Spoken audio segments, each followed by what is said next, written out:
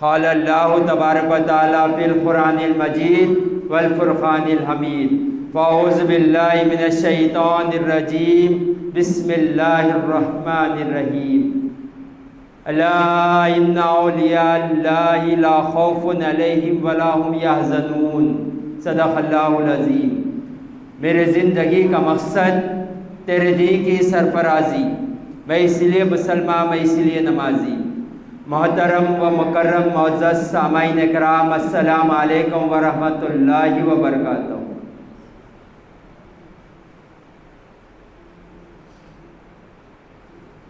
ہم جو دنیا میں جی رہے ہیں،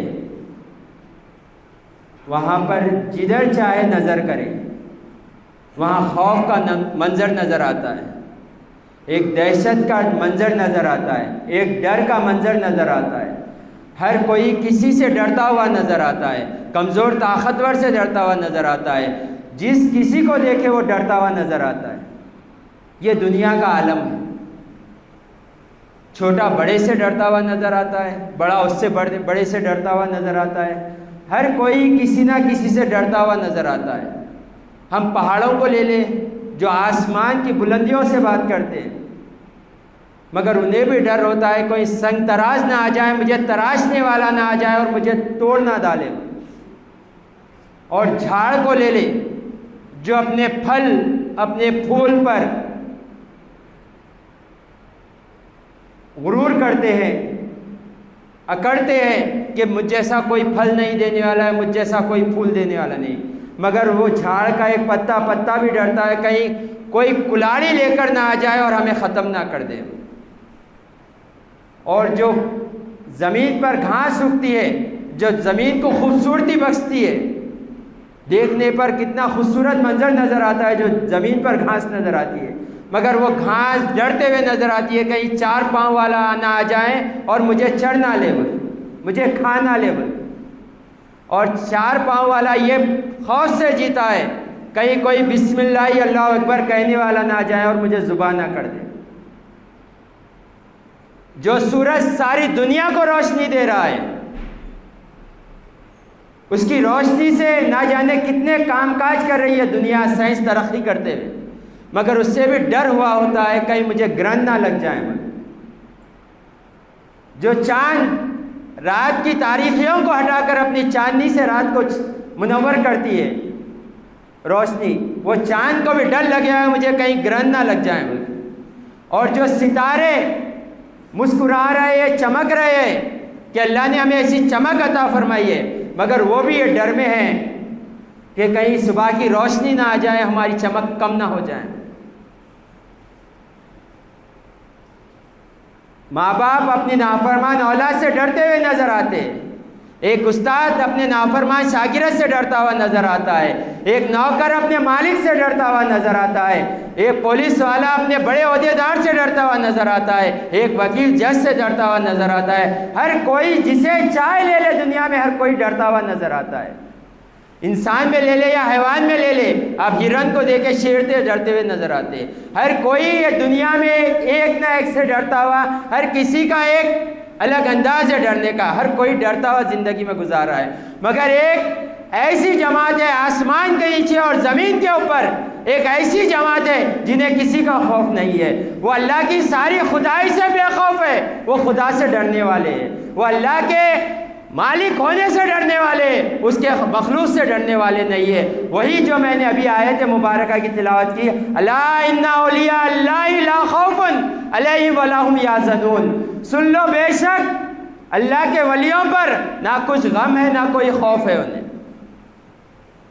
یہ اللہ کی ایسی جماعت ہے، اللہ کے ولیوں کی، انہیں کسی کا ڈر نہیں ہے، یہ صرف خدا سے ڈرتے ہیں، خدا کی کائنات سے نہیں ڈرا کرتے، مالک سے ڈرتے ہیں، مالک کی مخلوق سے ڈرا نہیں کرتے۔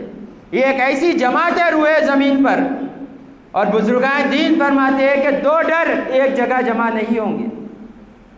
جس کے دل میں اللہ کا ڈر ہو جائے وہاں مخلوق کا ڈر نظر نہیں آتا، اور جس دل میں مخلوق کا ڈر ہوتا ہے وہاں اللہ کا ڈر نظر نہیں آتا، اور جو اللہ سے نہیں ڈرتا وہ ہر کسی سے ڈرتا ہوا نظر آتا ہے۔ اسے اندھیرا ڈرا دیتا ہے، اسے اپنی کھانسی ڈرا دیتی ہے، اسے بخار آنا اسے ڈرا دیتا ہے۔ کیوں؟ کیونکہ وہ اللہ سے نہیں ڈرتا۔ جو اللہ سے ڈرتے وہ بے خوف جیتے، انہیں کوئی کسی چیز کا خوف نہیں ہوا کرتا ہے، نہ دنیا کے طاقتور کا خوف ہوا کرتا ہے، نہ دنیا کے کوئی بادشاہ کا خوف ہوا کرتا ہے، وہ ویسے زندگی گزارتے ہیں۔ جو اللہ کے ولی ہوتے ہیں صرف اللہ کے خوف میں زندگی گزارتے ہیں، اللہ کی خوشنودی، اللہ کی ناراضگی میں ہی ان کی توجہ ہوا کرتی ہے، اور کسی سے یہ ڈرا نہیں کرتے۔ چنانچہ غالباً فضیل بن عیاض رحمۃ اللہ علیہ بہت بڑے بزرگ گزرے ہیں، آپ کے بکریاں اس کنویں سے پانی پیتی تھی جس کنویں سے شیر پانی پیا کرتے تھے۔ ہم سب کو معلوم ہے کہ بکری اور شیر میں 36 کا آنکڑا ہوتا ہے، وہ ایک جگہ دونوں جمع نہیں ہوتے۔ شیر کا کام ہے جیسے ہی بکری کو دیکھتا ہے وہ اپنے کھانے کا انتظام کرنے کو لگتا ہے، مگر کیا بات تھی جو فضیل بن عیاض کے بکریاں اس کنویں سے پانی پیا کرتی تھی جس کنویں سے شیر پانی پیا کرتے تھے۔ جب لوگوں نے یہ حال دیکھا تو فضیل بن عیاض کے پاس گئے اور کہا کہ حضرت یہ کیا ماجرا ہے کہ وہ کنویں سے پانی پیتی ہے آپ کے بکریاں جو کنویں سے شیر پانی پیا کرتا ہے، آپ کے بکریوں نے کب دوستی کر لی شیروں سے؟ تو فضیل بن عیاض نے جب سنا تو کہا کہ سنو، جس وقت سے فضیل بن عیاض نے اللہ سے دوستی کر لی اس وقت سے میرے بکریوں نے شیر سے دوستی کر لی۔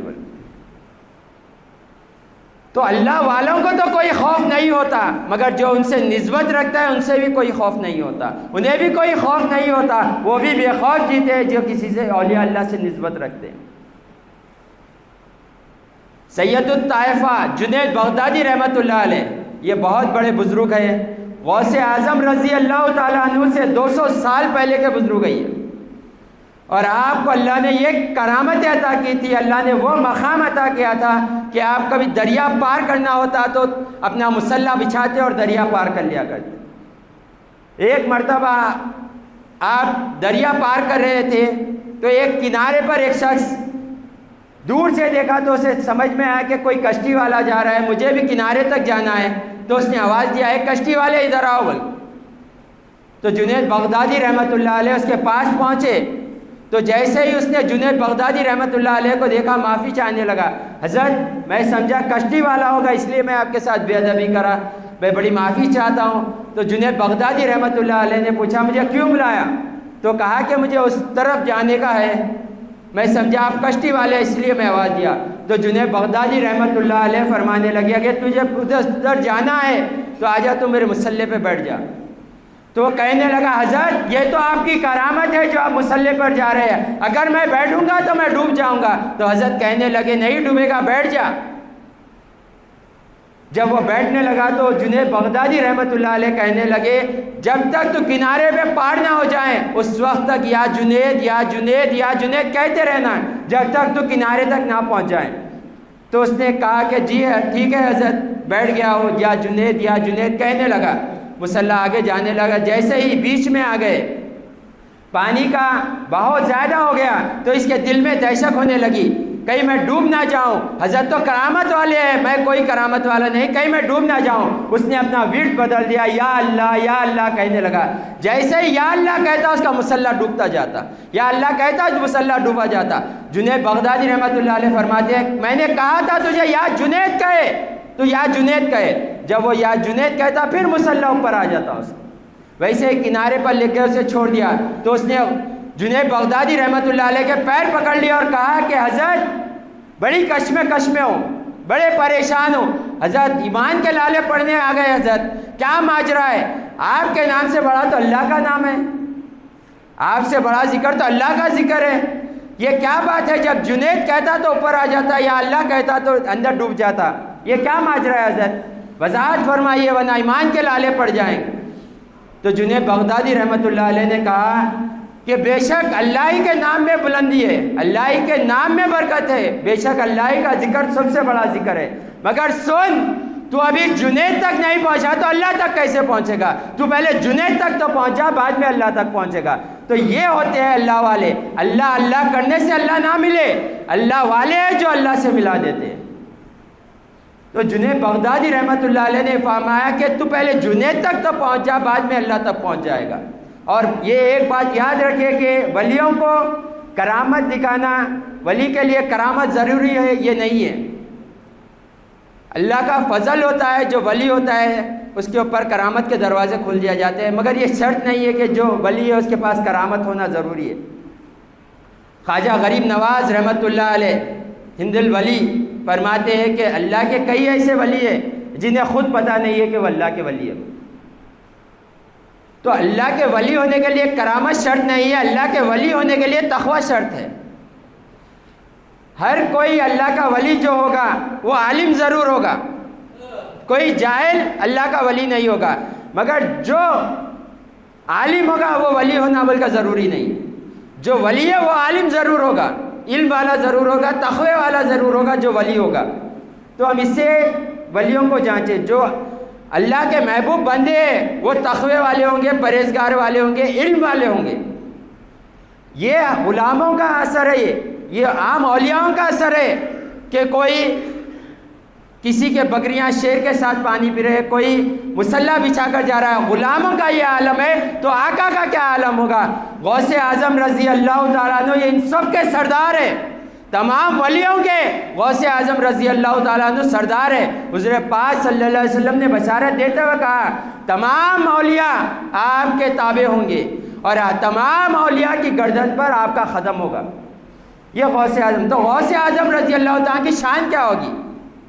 جب ہم اولیاء کا تذکرہ کرتے ہیں، اولیاء کی شان بیان کرتے ہیں، تو کئی ایسے جو اولیاء کا بغض سینے میں رکھتے ہیں، ان کے دل بے چین ہو جاتے ہیں، وہ بات کرے کہ یہ کہتے ہیں کہ بتاؤ کہاں قرآن میں لکھے ہوا ہے، کہاں حدیث میں لکھے ہے، اور حدیث میں بھی ان کو بخاری کا بخار زیادہ چڑھے ہوا رہتا ہے۔ بات کرے کہ یہی گفتگو ہوتی ہے کہ بخاری میں کہاں ہے بتاؤ۔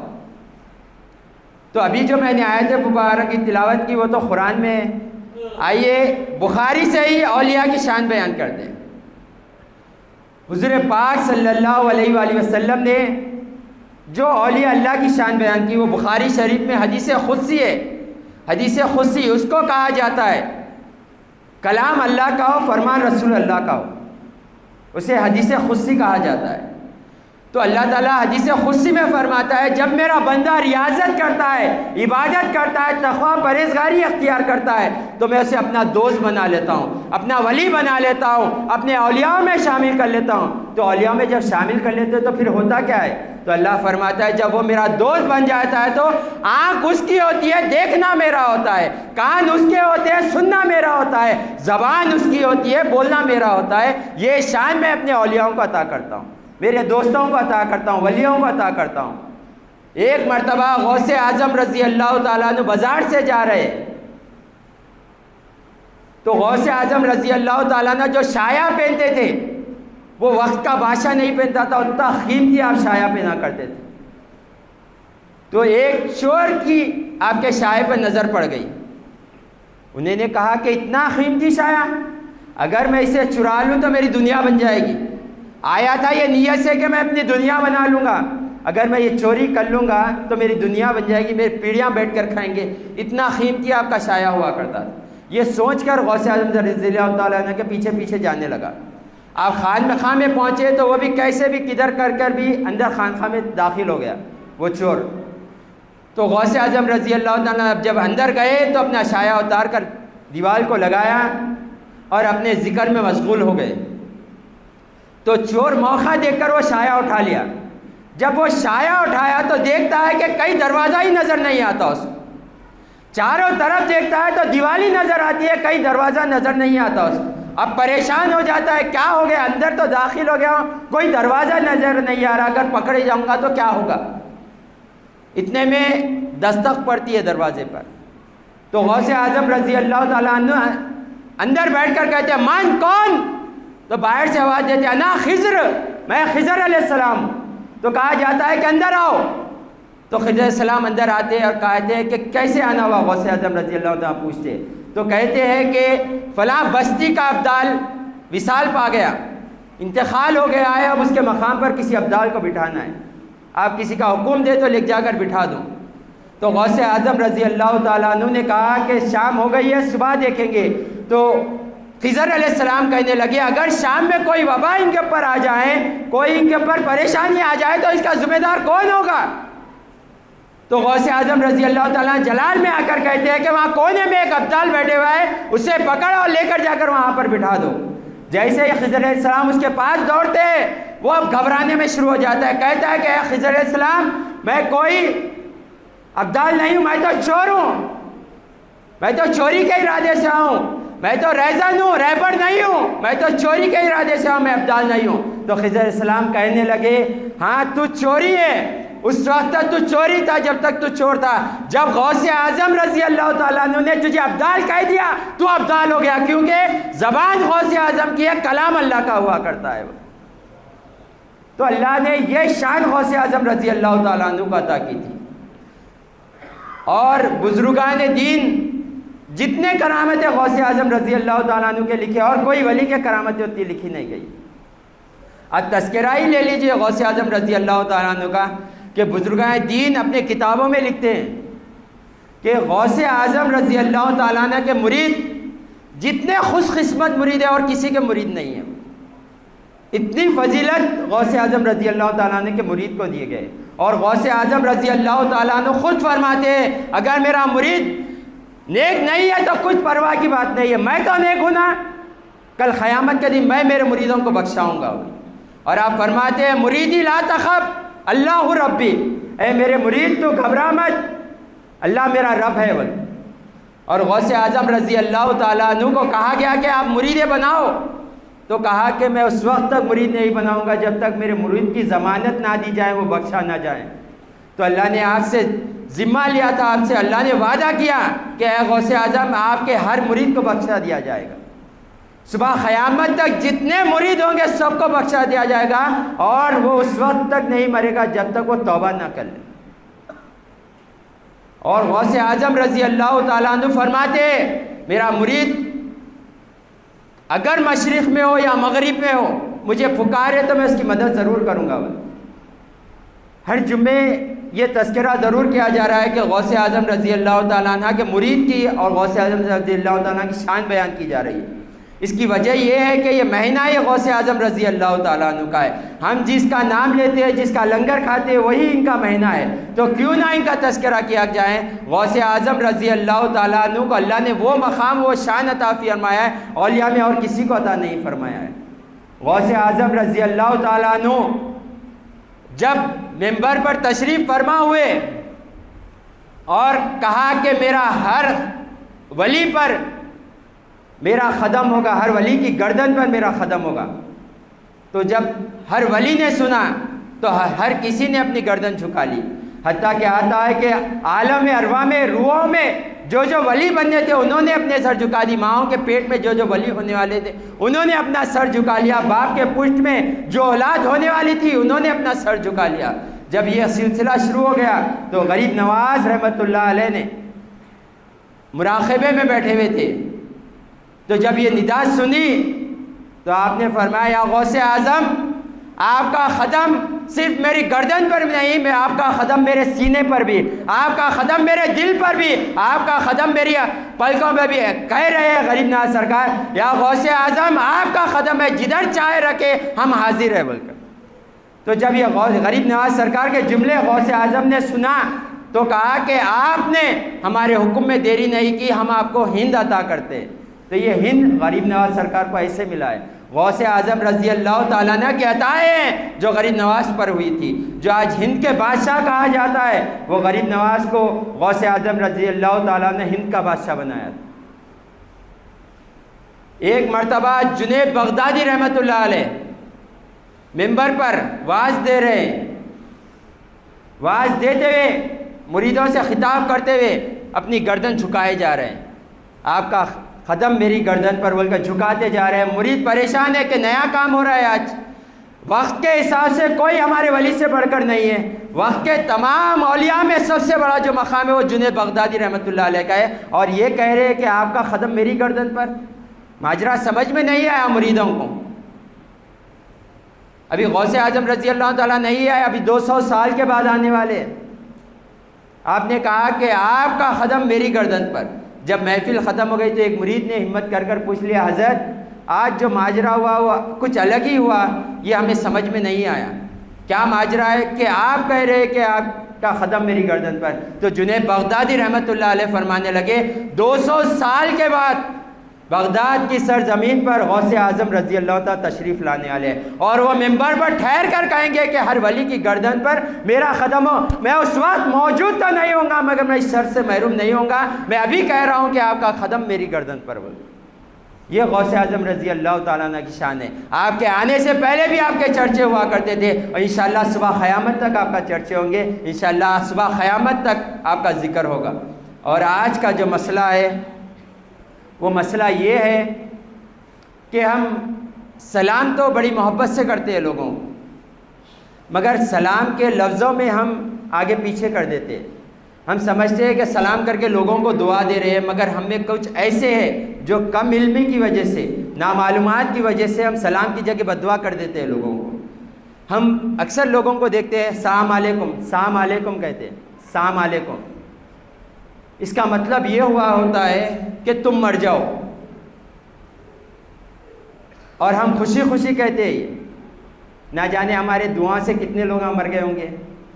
ہم اپنے ماں باپ کو جا کر کہہ دیتے جملے السلام علیکم، جاتے جاتے کہہ دیتے، جملہ ادا نہیں کرتے۔ جملہ جو سلام کا ہے السلام علیکم ورحمۃ اللہ وبرکاتہ۔ یہود جب حضور پاک صلی اللہ علیہ وآلہ وسلم سے ملنے آتے تو یہ کہا کرتے تھے السلام علیکم۔ ان کی نیت غلیظ ہوا کرتی تھی، یہ غلط ارادے سے معاذ اللہ کہتے کہ حضور انتقال کر جائیں، پردہ فرما جائیں، تو حضور پاک صلی اللہ علیہ وسلم ان کے جملے میں کہا کرتے تھے وعلیکم۔ تو صحابہ اکرام کے پاس یہ نیا معمول تھا کہ حضور پاک صلی اللہ علیہ وسلم سب کو جواب پورا دیا کرتے تھے، ان کے ساتھ وعلیکم کہیں کو کہتے۔ تو جب گئے تو پوچھا کہ ایسا کیوں کرتے؟ جب یہود آ کر سلام کرتے ہیں السلام علیکم، تو حضور پاک صلی اللہ علیہ وسلم نے فرمایا تم ان کے جملوں پر غور نہیں کرتے، یہ کہتے ہیں کہ آپ مر جاؤ تو میں کہتا ہوں کہ تم مر جاؤ۔ تو یہ جملے بڑا اثر رکھتے ہیں۔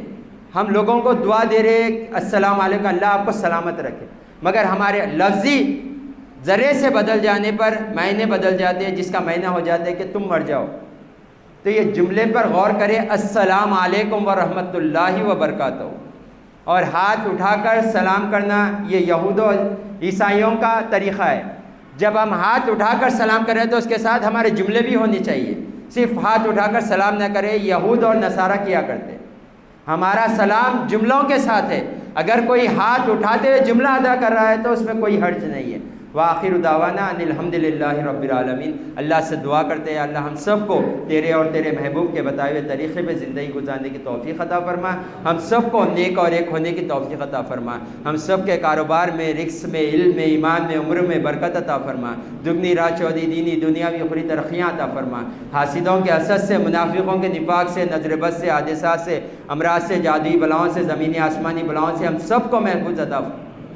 جو مسلمان دنیا سے گزر گئے اللہ ان کو جنت الفردوس میں اعلیٰ اعلیٰ مقام عطا فرما، اور جو دنیا میں موجود ہے اللہ ان سب کو صحت کے ساتھ عمر درازگی عطا فرما، یا اللہ صحت کے ساتھ عمر درازگی عطا فرما، ہم سب کو حج کی سعادت نصیب فرما، بار بار عمرہ جانے کی توفیق عطا فرما، بار بار تیری محبوب پاک صلی اللہ علیہ وسلم کی زیارت نصیب فرما، یا اللہ ہم سب کو نیک اور ایک ہونے کی توفیق عطا فرما۔ یا اللہ یہاں جتنے موجود ہیں سب کے دلوں کے حال کو تو بہتر جانتا ہے، سب کی تمام دلی جائز مرادیں پوری عطا فرما۔ وآخر دعوانا ان الحمدللہ رب العالمین۔